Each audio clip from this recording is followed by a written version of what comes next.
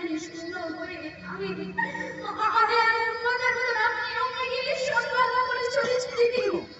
এই পৃথিবীর মহা শূন্যে আমি একাই বাড়িতে চলেছি। তাছাড়া জীবন পুরের মধ্যে কেটে কেউ আমাকে না দিদি। আর আমার যে কেউ নেই কে বলেছে কেউ নেই? আরে আমি তো আছি না।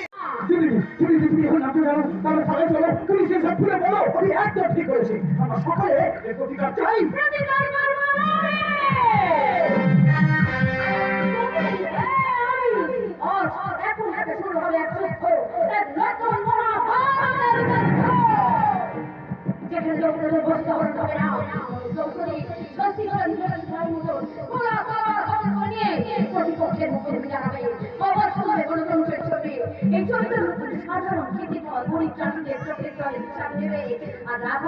আপাতত তোমরা সবাই আমার সঙ্গে মেহের মাসে মৃত্যুর প্রতিবাদে বলো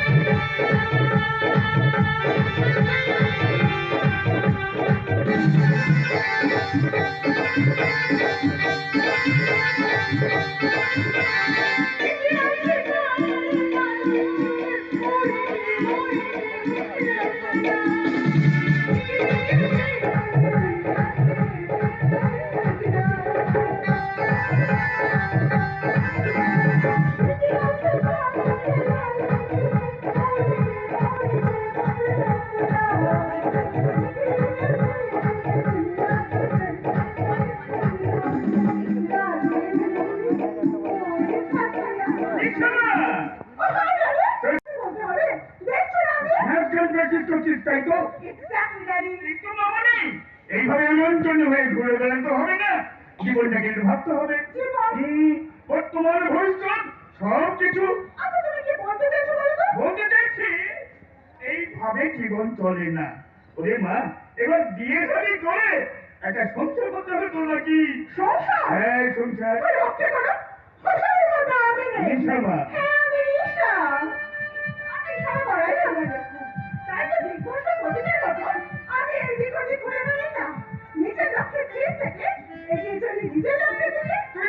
মাঝে মধ্যে কি যে বলিস বাবু। বৃষ্টিকে ভালোবাসি, আমি তার চেয়ে বেশি তোমায় ভালোবাসি। আমি বৃষ্টি যতটা মাটিকে ভালোবাসে, তোমার ভালোবাসাকে আঁকড়ে ধরি তো গড়তে চাই আমি আমার সুন্দর ভবিষ্যৎ। বাঁধতে চাই আমার ভালোবাসার কুড়ে ঘর। আমাদের যদি সেই ভালোবাসার কুড়ে ঘরটা ভেঙে যায়, আমি আমার দু হাত দিয়ে সেই ঘরটাকে আঁকড়ে রাখবো। শিখে দেবো আমার দু হাত দিয়ে। চিরজীবনের মতন আমাকে আশ্রয় দেবে তো? তোমার ভালোবাসায় তো আমার অন্তরের প্রশ্রয় দিয়েছে বলেই তো বলছি। কবে কবে দেবে মর্যাদা? কবে দেবে বলা? আর এক চিলতে সিঁদুর? খুব তাড়াতাড়ি। তারপরে তোমাকে নিয়ে বেরিয়ে পড়বো মধুচন্দ্রের কথা। কোথায়?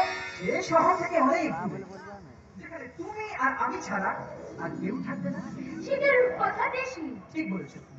থাকবে শুধু চারদিকে পাহাড় আর পাহাড়, আর সেই পাহাড় বেয়ে নেমে আসবে ঝর্ণা। আচ্ছা, আগে পাশে বসি চরকাটাটা বলি বলে চলেছে চরকা। চারিদিকে ফুল ফুটে আছে, নানা রঙের পাহাড়ি ফুল। আর পাখিরা কিচির কিচির কিচির কিচির করে কথা বলছে নিজেদের মধ্যে। তারা কি বলছে জানো? ওই বলছে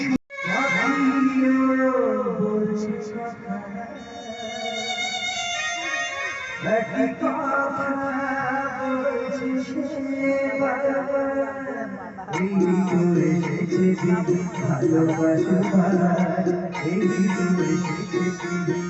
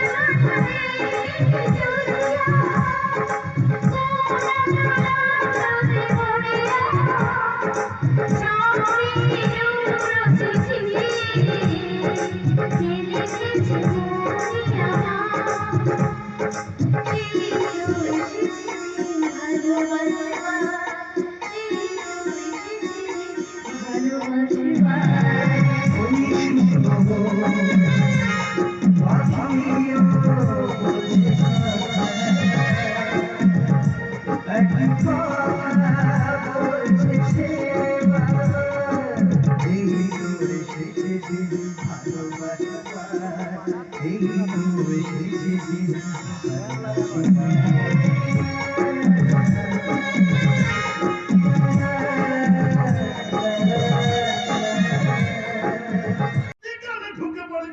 আরে বাবা, তোমার সঙ্গে আমার প্রাইভেট। তাহলে যেটা বললাম অফিসার, আমি তাহলে এখন চলি। দাঁড়ান অফিসার, ওই ছিপটিকে আপনি এইভাবে ছেড়ে দিতে পারেন না। আরে বাবা, তোমার সঙ্গে আমার প্রাইভেট। আমাকে গাছে তুলে দিয়ে এখন আপনি মই কেড়ে নিচ্ছেন। নিশা, তুমি আমার সঙ্গে এইভাবে কথা বলছো কেন?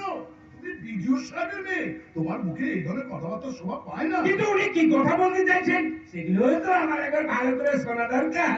কিন্তু আমি যে এখানে একটা রহস্যের গন্ধ পাচ্ছি। দেখে পাচ্ছেন, তবে গন্ধটা আমার এই পকেটে ভেতর থেকে আসছে। বললাম তো আমার ভাই যাবে, ভাইয়ের হাত দিয়ে পাঠিয়ে দেবো। তা না হয় পাঠাবেন, কিন্তু কতটা পাঠাবেন সেটা নির্ভর করছে ওনার কথার উপর। ওনার কথাটা যত ভারী হবে লোকের মানটাও ঠিক মুহূর্তে বেড়াল তাড়ানোটাই আমার একমাত্র কাজ। নিশা, আমি কিন্তু বিড়াল নয়, আমি হচ্ছে আপনি বাঘ নাকি বেড়াল সেটা আমি জানি না, তবে আপনি যে একটা বেঈমান সেটা আমি খুব ভালো করে বলতে পারি। নিশা।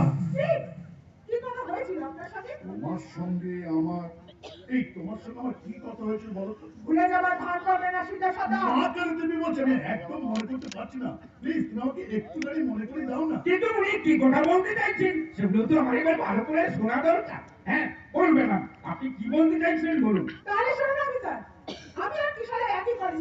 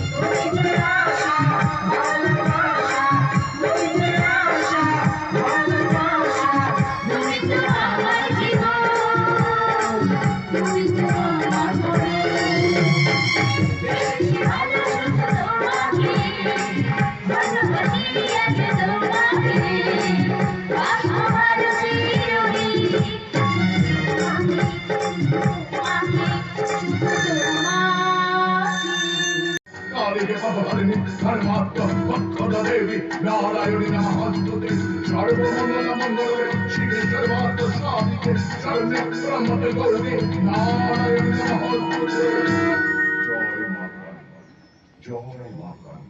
মা মা গো, আমার মনের মধ্যে একটা অশান্ত জ্বর হয়ে চলেছে। আজ আমি নিজেকে শান্ত করবো বলে বহুদিন পর তোর কাছে ছুটে এসেছি মা। আজ আমার শরীরে রক্ত দিয়ে তোকে পুজো করে আজ আমি নিজেকে শান্ত করবো মা। তুই আজ আমার শরীরে রক্ত দিবি মা। জয় মা কালী, জয় মা কালী।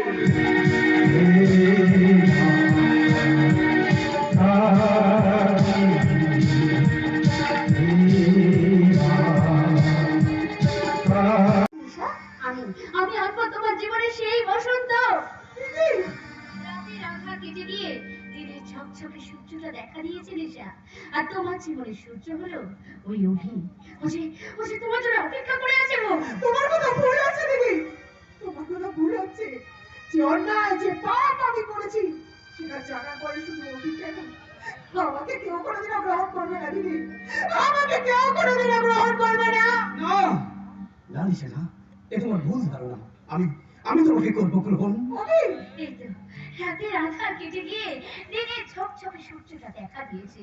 দাও দাও নিশা, দাও তুমি অভির ডাকে সাড়া দাও। হ্যাঁ নিশা, এই অভি তোমার হাত ধরে তোমাকে ভালোবাসার ঠিকানায় পৌঁছে দেবে।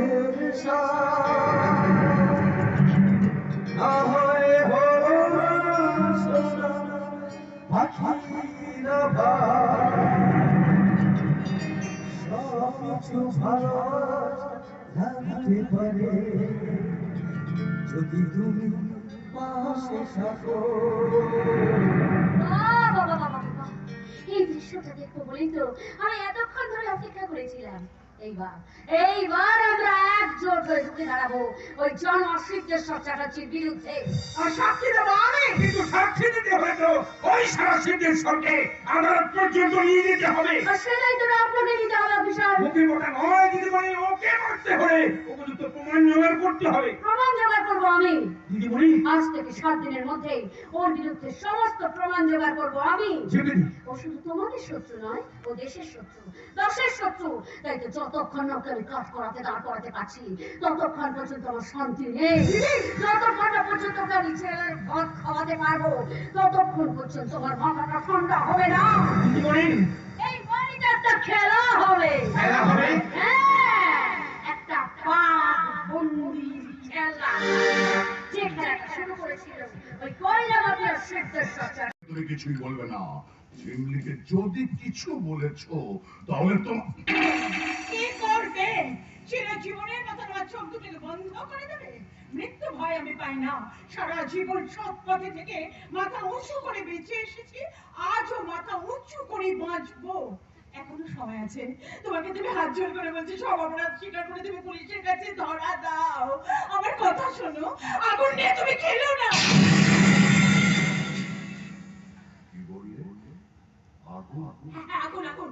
একটা কথা মনে রেখো, যে আগুন নিয়ে তুমি খেলছো সেই আগুনে কিন্তু তোমার হাতে পুড়ে যাবে। দুঃখ লাগবে না? তুমি কষ্ট পাবে না? আমি যদি আমার পাপের কথা পুলিশের কাছে গিয়ে স্বীকার করি, পুলিশ তো আমাকে জেলে পাঠিয়ে দেবে। বলো মোনালিসা, আমার মোনা, আমার মন, এতে তুমি দুঃখ পাবে না? তুমি কষ্ট লাগবে না? হ্যাঁ, লাগবে, কষ্ট লাগবে। তবু তো এই দিনে শান্তি পাবো যে তুমি সৎ পথে ফিরে এসেছো।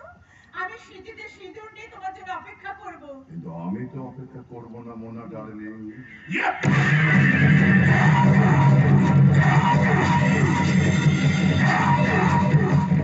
স্যার, আগুন আগুন আগুন বাড়িতে ইলেকট্রিক মিটার থেকে শর্ট সার্কিট করে দিয়ে পুরো বাড়িতে আগুন লাগিয়ে দেয়। ঈশ্বরলাই বাড়িতে নেই, খবরে প্রকাশ হবে ইলেকট্রিক মিটার থেকে শর্ট সার্কিট হয়ে গিয়ে মোনালিসা আগুনে পুড়ে মারা গেছে। আমার সমস্ত সম্পত্তি ইন্স্যুরেন্স করা আছে, সব টাকা আমি ফেরত পেয়ে যাবো। আমি টাউন অফিসে যাচ্ছি, ওখান থেকে তোকে আমি ফোন করবো। আমি যেন পরে জানতে পারি মোনালিসা আগুনে পুড়ে মারা গেছে। কি বললাম? Electric metre short circuit. এরকম ঘটনা হচ্ছে হয়েছিল তো ফুটে তুলছে। মোনা! ও মোনা! আমাকে জানতে না আরে বাবা, বিয়ের আগে আমার আসল চেহারাটা তোমার চেনা উচিত ছিল।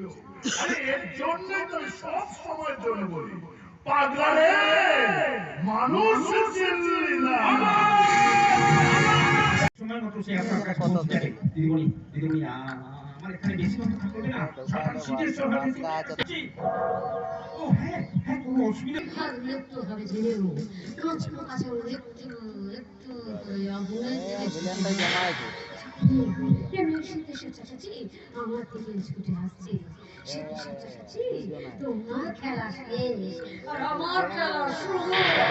দেখি সেগুলি, তুমি টাউন অফিসে কি করছো? শীতে সদা শিমলি, এ আমার কি সর্বনাশ হলো শিমলি। আরে কি হয়েছে? তোমার বৌদি মানে আমার বউ মোনালিসা বাড়িতে ইলেকট্রিক মিটারে শর্ট সার্কিট হয়ে গিয়ে আগুনে পুড়ে মারা গেছে। এই তো কেস ধরে আছে ভগবান, এ আমাকে তুমি কোন পাপে সাজা দিলে? এই হে হে হে হে করে কাঁদবেন না তো ওই খবরটা তো আমি আগেই জানি। তুমি জানো? সারা চৈতন্যপুর জানি আর আমি জানবো না। আর তাছাড়া বৌদি মারা গেছে ভালোই হয়েছে। তুমি ঠিক কথা বলেছো। না দেখো প্রত্যেকটা মুখস্থ রেখেছে আপনাদের রাজসাক্ষী যে আমি ভাই। এসব তুমি কি বলছো বৌদি? নিজের কানে যা শুনেছি তাই বলছি, নিজের চোখে যা দেখেছি তাই বলছি। তুই তোর চোখ কানকে অবিশ্বাস করলো, আমি তো আমার নিজের চোখ কানকে অবিশ্বাস করতে পারবো না। আরেকটা কথা কান খুলে শুনে রাখ, ওই ঝিমলি যদি সেদিন আমাকে না বাঁচাতো তাহলে চিরকালের মতো তুই তোর এই বৌদিকে হারিয়ে ফেলতে। আর তুই কি জানিস আমাদের বাড়িতে আগুন লাগানোটা ইচ্ছাকৃত, কোনো দুর্ঘটনা নয়। কোনো দুর্ঘটনা নয়? এই না না না না না কোনো দুর্ঘটনা নয়। আমি এই বাড়িতে আসার পর থেকেই সর্বক্ষণই তোমার দাদাকে মনে করতাম। হঠাৎ একদিন চিৎকার শুনতে পাই আর পাশের ঘরে উঠে বেড়ে দেখি বৌদি অজ্ঞান হয়ে মেঝেতে পড়ে রয়েছে আর তোমার দাদা তার কর্মচারীকে শর্ট সার্কিট করে দিয়ে পুরো বাড়িতে আগুন লাগিয়ে দেওয়ার কথা বলছে। আমি আর পুরো কথা না বাড়িয়ে একটা কালো চাদর গায়ে চাপা দিয়ে বৌদিকে তুলে নিয়ে যাই হাসপাতালে আর সেখানেই বৌদির জ্ঞান ফেরে আর বৌদিকে লুকিয়ে রাখার কাজটা করেন স্বয়ং থানার বড়বাবু নিজে। আমি কি শুনছি?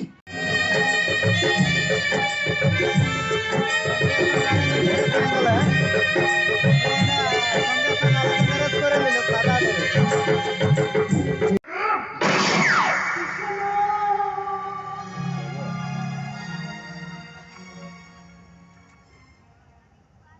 মোনালিসা, ও মোনালিসা, মোনালিসা গো, তুমি মরেছো? আরে মরলে আমাকে বলো, একটু কান্নাকাটি করতে হবে তো নাকি? দেখো, স্ত্রী যদি স্বামী যখন মারা যায় তারা অনেক রকম নিয়ম কানুন পালন করে, কিন্তু স্ত্রী মারা গেলে স্বামীদের কি কি নিয়ম কানুন পালন করতে হয় সেটা আমার জানা নেই। তবে তোমাকে আমি কথা দিচ্ছি, একটা ভালো দেখে পুরোহিত রাখো, তার কাছ থেকে সমস্ত নিয়ম কানুন জেনে অক্ষরে অক্ষরে প্যান্ডেলটা খুলে আনে মানে আধা দেবেন।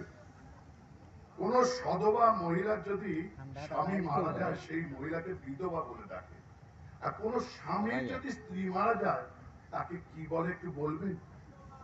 ভাগ্যবান। ছোটবেলা আমার এক বন্ধু বলেছিল যে ভাগ্যবানের বউ মরে আর অভাগার গরু মরে, তাহলে সেই ছোটবেলা বন্ধুর কথা অনুযায়ী আমি ভাগ্যবান। কি না না না, বেশি চ্যাংরামো করলে হবে না। আপনারা গাঁয়ের লোকেরা নিন্দা করবে, বলবে হতচ্ছাড়া বজ্জার স্বামীটা জল জ্যান্ত বউটা মারা গেল, একটু কাঁদলো না গো, কি পাষাণ হৃদয়, চোখে তার এক ফোঁটা জল, একটু জল দিয়ে কান্নাকাটি করবে। তো আপনারা একটু নিন্দা করবেন। আমার কি হলো গো? আমার মনে করে একা রেখে অকালে চলে গেল গো। ও মোনালিসা, তুমি বিয়ের প্রথম দিনে বলেছিলে বাজিলে আমরা দুজনাই একসঙ্গে বাজিব, মরিলে আমরা দুজনাই একসঙ্গে মরব, তাহলে আজ তুমি কেন আগে একা একা চলে গেলে গো? না, অনেক কান্নাকাটি হয়েছে, এবার একটা কাজের কথায় আসি। এখানে যে সমস্ত উপস্থিত মা বাবার আছেন তাদের উদ্দেশ্যে বলছি, নিজের কন্যা সন্তানটিকে যখন পাত্রস্থ করবেন না, একটুখানি ভালো করে খোঁজ খবর নিয়ে তবেই কিন্তু পাত্রস্থ করবেন। আমার মতন যদি হাড় বজ্জাত মালের পাল্লায় নিজের কন্যা সন্তানটিকে দিয়েছেন, আপনার কন্যা রত্নটি শেষ পরিণতি কিন্তু এটাই হবে, ঠিক এটাই হবে। তাই বিয়ে দেওয়ার আগে ভালো করে খোঁজ খবর নিয়ে তবেই কিন্তু নিজের মেয়ে সন্তানটিকে বিয়ে দেবে। না না না, আর কথা বাড়াবো না। এবার আমার মোনালিসার কানে একটু হরিমন্ত্র দিতে হবে। হরিনাম না আসলে ওর যে স্বর্গপ্রাপ্তি হবে না গো, ওর যে স্বর্গ লাভ হবে না, ওর কানে কানে আমি বলবো আমার এই হরিনাম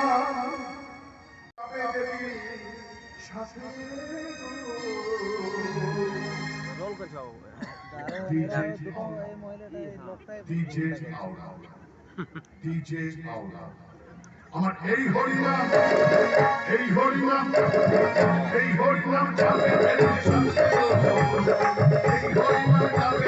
শাসে তো তুমি যাবো সব ঘাটে তুমি যাবো সব ঘাটে এই হরিনাম যাবে শাসে তো তুমি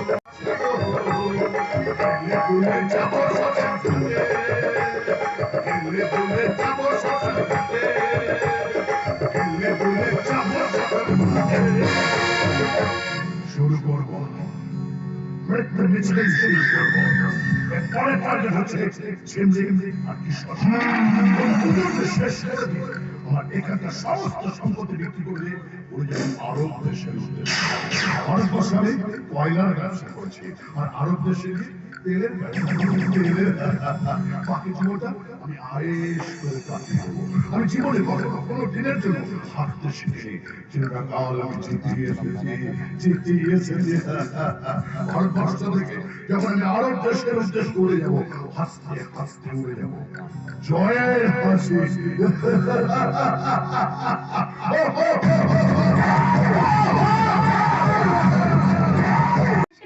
এরপর তো আর হাসার মতন সময়ই পাবি না। ছেলের চার দেয়ালে যে মাথা ঠুকবে আর চোখে চর ফেলবি। এতদিনে তোর পাপের ঘোড়া পূর্ণ হয়ে গেছে। এইবার ফল ভোগ করার পালা। আমার সময় দেওয়া ঠিক হবে না। আমার জানি বানানো প্রায় কমপ্লিট। ওই শয়তান সিদ্ধেশ আর কি সমস্ত দুর্নীতি